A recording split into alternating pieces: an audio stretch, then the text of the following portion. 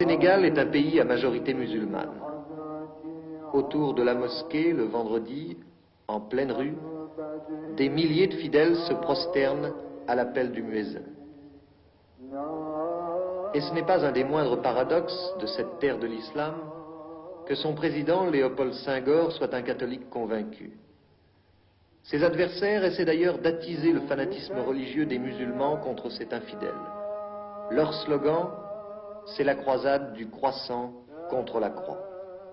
Depuis 18 ans que j'ai fait de la politique, on a toujours certains, une petite minorité, a toujours employé cet argument contre moi, mais cela ne me gêne pas du tout.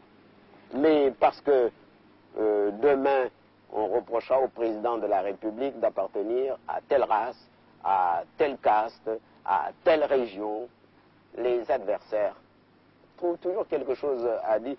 Le plaisant, c'est que ceux qui emploient cet argument se disent souvent des marxistes-léninistes. D'ailleurs, un des plus fidèles supporters du président Senghor n'est-il pas le pape des musulmans d'Afrique noire, El Hadj Falilou Mbacké, calife des Mourides, grand imam d'une des plus belles et des plus imposantes mosquées du monde avec son minaret de 90 mètres, la mosquée de Touba, lieu saint de l'Afrique islamique.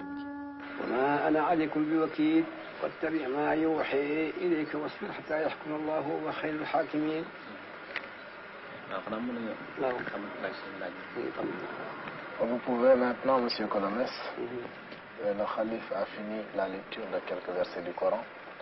Il est maintenant à votre entière disposition pour répondre à toutes les questions que vous voudrez bien lui poser. On dit au Sénégal que le calife des Mourides est le supporter numéro 1 du président Senghor. Or, c'est étrange, un calife musulman, supporter d'un président catholique.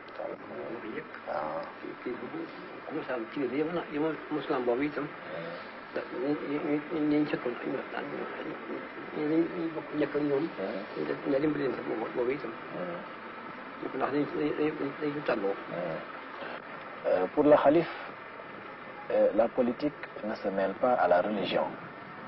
Il est musulman, il est le chef de la plus grande confrérie religieuse en Afrique noire, musulmane comme vous dites, et le président Senghor, évidemment, est catholique.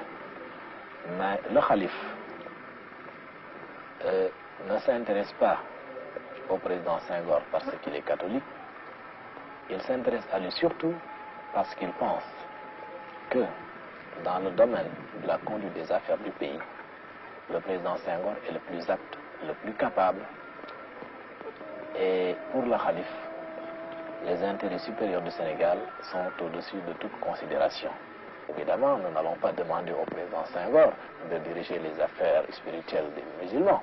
Ce qu'on demande au président Senghor, ce n'est pas sa religion, c'est de conduire le Sénégal sur la voie du progrès, de la paix et de la liberté. Et surtout, tout cela dans le respect des valeurs traditionnelles et spirituelles. Un certain vent de bouleversement souffle depuis quelque temps sur l'Afrique et surtout sur les dirigeants qui ont amené leurs pays respectifs à l'indépendance. Regardez M. Sylvanus Olympio, l'Albé Fulbert Youlou au mois d'août, récemment M. Hubert Maga. Vous n'êtes pas inquiet, vous, président Senghor? Inquiet, je suis inquiet pour l'Afrique en général, car l'Afrique a besoin de stabilité.